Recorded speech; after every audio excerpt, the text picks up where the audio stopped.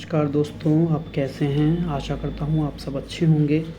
जैसा कि मैंने आपको पिछले वीडियो में बताया था कि हिंदी साहित्य के इतिहास को हम प्रश्न उत्तर की फॉर्मेट में पूरा करेंगे। उसी श्रेणी को आगे ले जाते हुए मैं सिद्ध साहित्य के हम 40 प्रश्नों को कर चुके थे। अब हम 41 से 60 प्रश्न करेंगे। वीडियो को देखने से पहले दोस्तों आप लोग इसे लाइक करें, सब्सक्राइब करें, शेयर करें, जिससे मैं इसी प्रकार के अच्छे वीडियो आपके लिए बना सकूं। थैंक यू दोस्तों। तो हम बढ़ते हैं। जैसा कि इसमें मैंने आपको बता दिया है, लिख भी रखा है कि आज हम पढ़ेंगे आदिकाल में सिद्ध साहित्य के बारे में। ठीक है, इसमें प्रश्न नंबर है 41 से 60। ठीक है, लाइक करें, सब्सक्राइब करें। ठीक है दोस्तों, आ जाइए। अब आप प्रश्न नंबर 41 है। इस 41 में हम देखते हैं।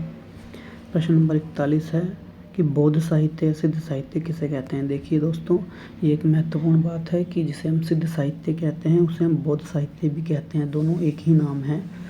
तो बौद्ध धर्म के वज्रायन तत्व का प्रचार करने के लिए जो साहित्य जन भाषा में रचा गया उसे हम क्या कहते हैं? सिद्ध साहित्य या बौद्ध साहित्य कहते हैं। प्रश्न नंबर 2, राहुल सांकृत्यायन ने कितने सिद्धों के नामों का वर्णन किया है? तो 84 सिद्धों के नामों का वर्णन राहुल सांकृत्यायन ने किया है। ठीक है दोस्तों, इसके बाद आ जाइए आप। राहुल सांकृत्यायन ने सिद्ध साहित्य का आरंभ कौन से सिद्ध से माना है? मतलब राहुल सांकृत्यायन ने कहाँ से माना है? सिद्ध सहरपा से माना है। ठीक है, अगला प्रश्न, सिद्ध अपने नाम के अंत में पा शब्द का प्रयोग क्यों करते थे? कई बार आ जाता है, जैसे हम लिखते हैं जलंधर पा, शबर पा, शहर पा, ठीक है, लूणी पा, कहण पा। तो ये इसलिए किया जाता है, पा शब्द या आदर्शात्मक रूप से पा शब्द का प्रयोग करते थे। ठीक है, आदर्शात्मक रूप से वो पा शब्द का प्रयोग करते थे। ठीक है, इसके बाद आ जाइए आप कि सिद्धों की भाषा को संधा या संध्या भाषा किसने कहा है? तो सिद्धों की भाषा को संधा या संध्या भाषा कहा है अद्वैव्रज और मुनिदत्त सूरि ने। किसने कहा है? अद्वैव्रज या मुनिदत्त सूरि ने। और इस संधा या संध्या का अर्थ क्या होता है? देखिए व्याख्या में, कुछ स्पष्ट और कुछ अस्पष्ट भाषा। कुछ स्पष्ट और कुछ अस्पष्ट भाषा। क्या होता है दोस्तों? कुछ स्पष्ट, कुछ अस्पष्ट भाषा।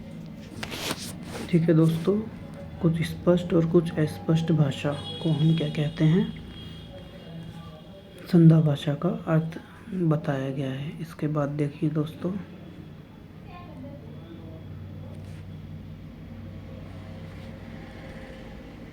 सिद्धों की भाषा शैली क्या थी? तो उलटबासी शैली का पूर्व रूप देखने को मिलता है। उलटबासी शैली का पूर्व रूप देखने को मिलता है, मतलब कहते थे उससे विपरीत बात उसका अर्थ में निहित होती थी। ठीक है, इसके बाद कहते थे उसके विपरीत बात उस अर्थ में निहित होती थी।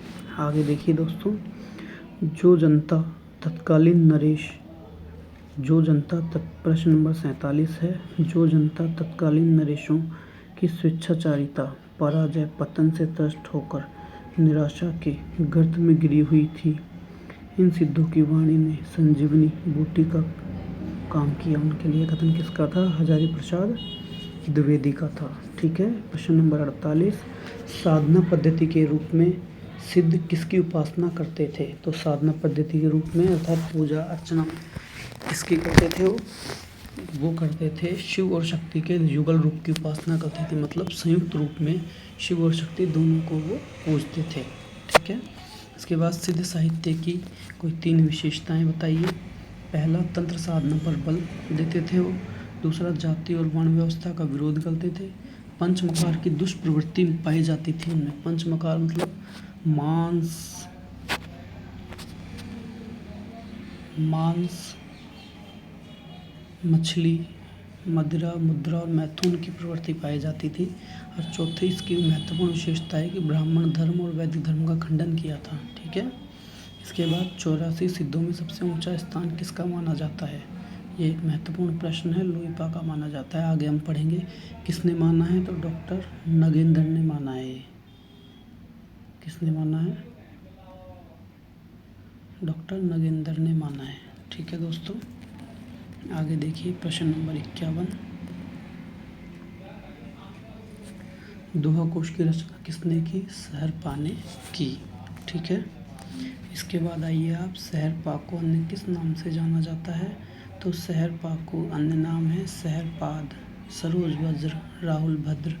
ये प्रश्न भी कई बार प्रश्न एग्जाम में पूछ लिया जाता है कि शहरपा किस का अन्य नाम क्या है, राहुल भद्रिया। एग्जाम में यूँ पूछ लिया जाता है कि ऑप्शन देखिए कि दोहा कोश की रचना किसने की, ए लुई पा, बी कणाहपा, सी शबरपा, डी राहुल भद्र। तो हम कई बार कंफ्यूज हो जाते हैं कि राहुल भद्र तो नाम था ही नहीं, इसलिए सारे नामों को हमें ध्यान रखना बहुत ज़रूरी है कि शहरपा को हम सरोज वज्र भी बोल देते हैं, राहुल भद्र भी बोलते हैं। ठीक है, तीनों नाम एक ही व्यक्ति के हैं। ठीक है दोस्तों, आगे देखिए, शहरपा द्वारा रचित कुल कितने ग्रंथों का उल्लेख प्राप्त होता है, तो शहरपा द्वारा रचित कुल 32 ग्रंथों का उल्लेख प्राप्त होता है। ठीक है, अगला है शहरपा का सर्वाधिक प्रसिद्ध रचना है। शहरपा की सर्वाधिक प्रसिद्ध रचना है दोहा कोश है। सर्वाधिक प्रसिद्ध रचना क्या है, दोहा कोश है। ठीक है, ठीक है, इसके बाद देखिए किसने शहरपा को हिंदी का पहला कवि माना है। ये भी महत्वपूर्ण प्रश्न है कि किसने शहरपा को हिंदी का पहला कवि माना है। ठीक है, राहुल सांकृत्यायन ने माना है। ठीक है, अन्य विद्वानों द्वारा भी सर्वमान्य रूप से हिंदी का पहला कवि शहरपा को ही माना गया है। ठीक है, अन्य विद्वानों द्वारा भी शहरपा को ही सर्वमान्य रूप से हिंदी का पहला कवि माना गया है। ठीक है, इसके बाद आ जाइए आप प्रश्न नंबर 56 पे। देखिए, सहजयान शाखा या सिद्ध मार्ग के प्रवर्तक कौन माने जाते हैं। सहजयान शाखा या सिद्ध मार्ग और सहजयान दोनों एक ही नाम है। प्रश्न में हमको दोनों में से एक दे या दोनों दे तो उत्तर एक ही होगा। मान लो प्रश्न ये हो जाए, सहजयान शाखा का प्रवर्तक किसे माना जाता है, तो शहरपाद को, या सिद्ध मार्ग का प्रवर्तक किसे माना जाता है, तो शहरपा को माना जाता है। ठीक है, अगला है, किस विद्वान ने शहरपा का समय विक्रमी संवत 690 स्वीकार किया है, तो 690 किसने स्वीकार किया है, विनय तोष भट्टाचार्य ने। ठीक है, अगला है प्रश्न नंबर 58, शहरपा का काव्य किस श्रेणी में शामिल है, मतलब खंड काव्य है, महाकाव्य है कि चंपू काव्य है। तो शहरपा का काव्य किस श्रेणी में है दोस्तों, ये काव्य है खंड काव्य की श्रेणी में शामिल किया जाता है। ठीक है, अब देखिए आगे कि शहरपा का काव्य किस श्रेणी में है, तो खंड काव्य की श्रेणी में है। अगला है शबरपा, जो कि जिनका काल 780 ईस्वी माना जाता है, की रचनाओं के नाम बताइए। शबरपा ये भी महत्वपूर्ण सिद्ध कवि हुए हैं, तो उनकी एक रचना तो है चर्यापद, दूसरी है महामुद्रा वज्रगीति, तीसरी है वज्रयोगिनी साधना। ठीक है, चर्यापद, महामुद्रा वज्रगीति, वज्रयोगिनी साधना। ठीक है, सिद्ध कवि लुई पा के गुरु कौन थे, तो शबरपा थे। ठीक है दोस्तों, सिद्ध कवि लुई पा के गुरु कौन थे, शबरपा थे। ठीक है दोस्तों, तो इस प्रकार से 60 प्रश्न हमारे पूरे हो गए हैं और यहीं पर हमारा 60 प्रश्न पूरे होने के साथ ही हमारा यहीं पर जो सिद्ध कवि है, सिद्ध काल है, उसके सारे प्रश्न हमने पूरे कर लिए हैं लगभग। और अगर फिर भी कोई प्रश्न छूट रहा होगा तो हम उसको और महत्वपूर्ण दृष्टि से आगे पूरा कर लेंगे। ठीक है दोस्तों, तो इस प्रकार मैंने आपको बता दिया है कि किस प्रकार से ये आपको के लिए महत्वपूर्ण है, और जो भी महत्वपूर्ण प्रश्न हैं उन सभी को मैंने आपके लिए सामने रखे हैं।